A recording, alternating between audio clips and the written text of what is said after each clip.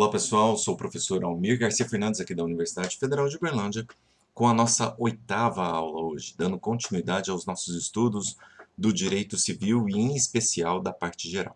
Hoje nós vamos falar sobre a curatela dos incapazes, vamos falar sobre os incapazes de uma forma geral,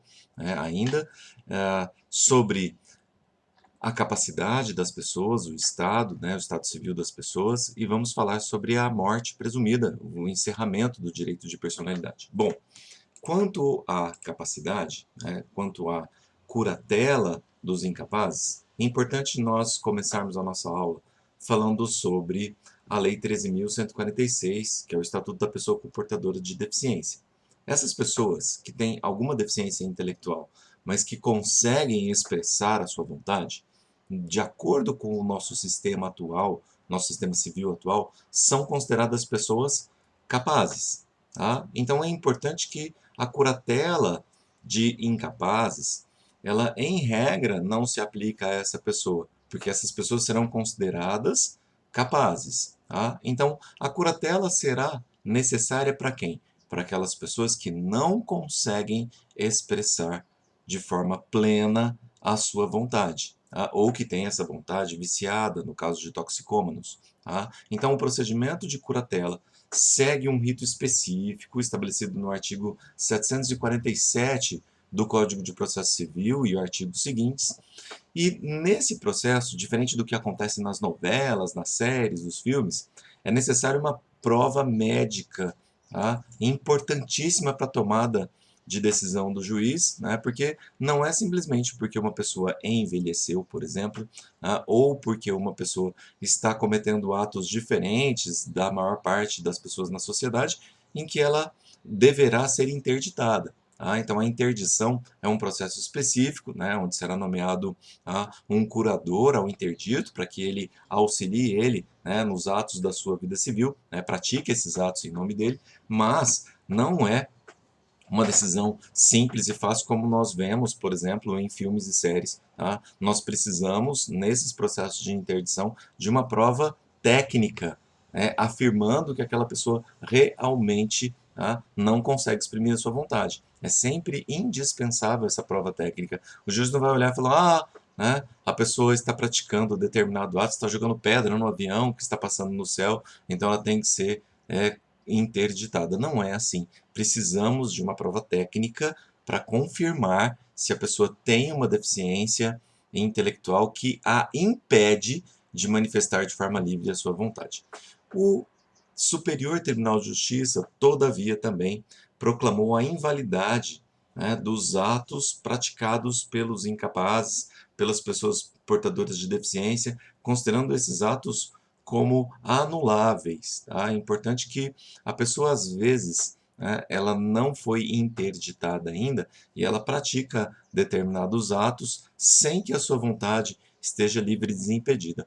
Uma vez decretada a interdição, é possível depois anular esses atos, lembrando que os adquirentes de boa-fé, em regra, terão seu direito preservado. Mas e aquelas pessoas que podem expressar a sua vontade de alguma forma, mas que têm alguma deficiência intelectual? Como nós vemos o caso dos portadores de síndrome de Down, ou alguns graus de autismo. Como que essas pessoas vão conduzir a sua vida, então, se elas não serão interditadas? Para essas pessoas, nós temos um mecanismo chamado tomada de decisão apoiada, que é o processo pelo qual a pessoa com deficiência elege pelo menos 2 pessoas idôneas, com as quais ela mantém algum vínculo, que gosta de confiança dela, para que dê apoio para essas pessoas na tomada de decisão sobre os seus atos da vida civil. Então, nesse caso, essa tomada de decisão apoiada é destinada especificamente para pessoas que podem expressar a sua vontade, diferente da curatela do incapaz, diferente da interdição. Mas e o indígena?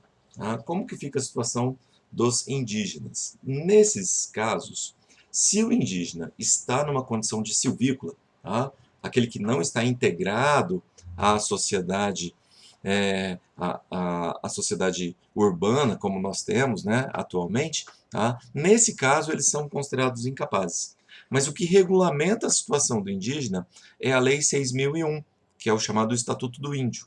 Tá? Esses indígenas que estão vivendo na condição de silvícolas estão sujeitos à tutela da União até que eles se adaptem à civilização, se eles quiserem, tá? Sendo considerados nulos negócios celebrados entre esses indígenas e pessoas estranhas à comunidade indígena sem a participação de um órgão chamado FUNAI. Tá? Então, a Fundação Nacional do Índio é que vai intermediar os negócios realizados entre indígenas e não indígenas, tá? Quando eles estão considerados sob a proteção, né, da União como pessoas incapazes. Tá? É claro que dentro da sua comunidade eles vão exercer livremente a sua vontade, mas para com a sociedade não indígena, tá, eles precisam ser tutelados pelo Estado e assistidos pela Fundação Nacional do Índio. Caso eles já estejam, né, vivendo nas cidades, né, praticando qualquer ato, né, de comércio, indústria, prestação de serviços, aí eles são considerados integrados à sociedade e serão plenamente capazes. Mas nós temos um mecanismo que ainda precisamos comentar sobre isso, que é a chamada emancipação, né, que é uma situação em que aquele menor entre 16 e 18 anos de idade vai conseguir antecipar os efeitos da sua maioridade. Nós temos três formas de emancipação, que é a emancipação voluntária, judicial e legal. Na emancipação voluntária, nós temos uma declaração de vontade dos pais daquele incapaz, né, entre 16 e 18 anos de idade, que vão ao cartório, né, e assinam e declaram a emancipação daquele incapaz. Nesse caso, nós temos que os pais, juntos, devem manifestar a vontade em concordância para antecipar os efeitos da maioridade desse incapaz. É importante que essa antecipação serve apenas para os efeitos civis e não para o direito penal. Muito cuidado com isso, viu? Bom, se o incapaz não tiver um dos pais, por exemplo, né, ele pode ser emancipado também? Também. Tá? Então, os dois pais, se eles estiverem em comum acordo, tá? Se não tiver um dos dois, porque ele já perdeu um dos pais por morte, por exemplo, ou por esse pai estar ausente, é possível também a sua emancipação? Sim. Tá? Mas e quando nós temos conflito de interesses entre esses pais? Nós temos uma briga, um aceita a emancipação e o outro não. Nesse caso, nós vamos ter uma decisão judicial. O juiz que vai dirimir a divergência entre os pais. A decisão tem que ser feita em interesse do menor, tá? E ela pode ser anulada, né, se houver uma outra finalidade, né, de forma escusa, né, se tiver, por exemplo, se os pais estiverem, por exemplo, tentando prejudicar interesses de credores com essa antecipação de maioridade, transferindo patrimônio pessoal deles para o filho, de alguma forma. Tá? Lembrando que a emancipação é considerado um ato irrevogável, só podendo ser anulado nessas situações, né, de fraude contra terceiros, como nós falamos, né, quando há a possibilidade de prejuízo de terceiros com aquele ato jurídico.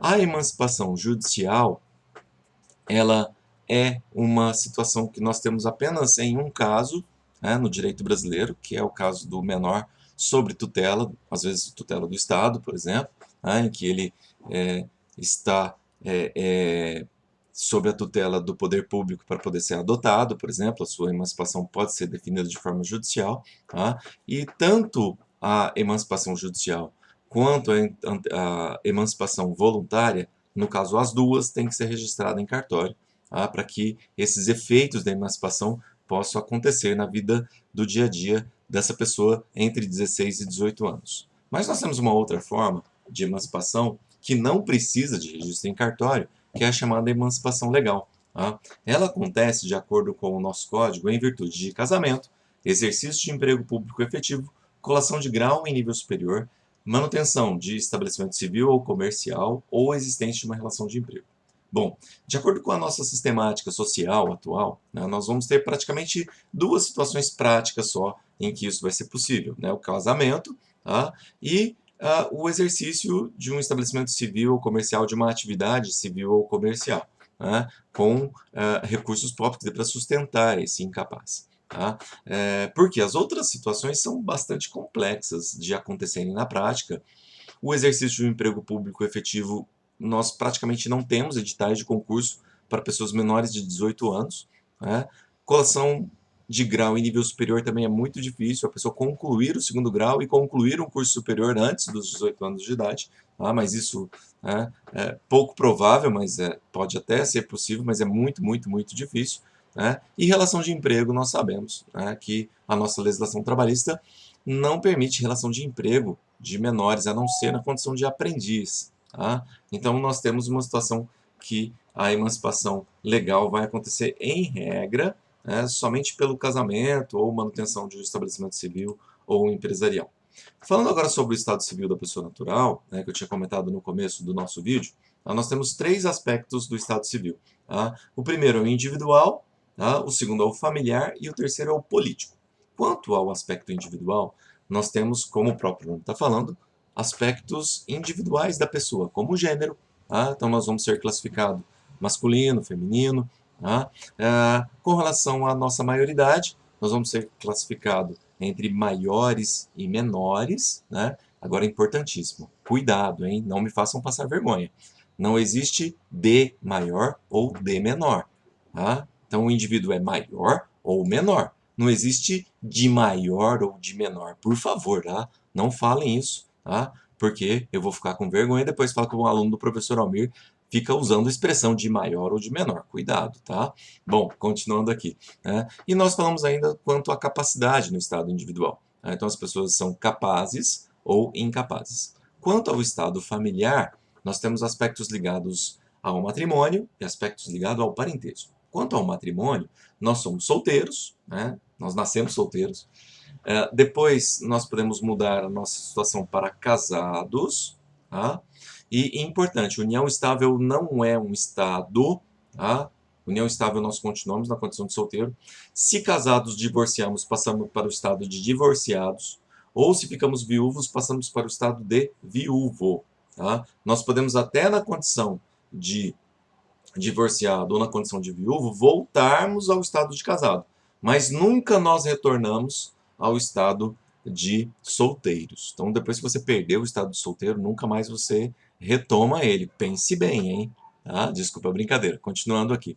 Tá? E com relação ao parentesco, nós temos parentesco na linha reta, né? Que são os nossos pais, primeiro grau, avós, segundo grau, né? Os nossos filhos, né? Primeiro grau, os nossos netos, segundo grau, e os nossos parentesco colateral, que são os nossos irmãos, que são os nossos parentes de segundo grau colateral, os nossos tios, os nossos sobrinhos, que são parentes de terceiro grau, os nossos tio-avós, os nossos primos e os nossos sobrinhos netos, que são os nossos parentes de quarto grau.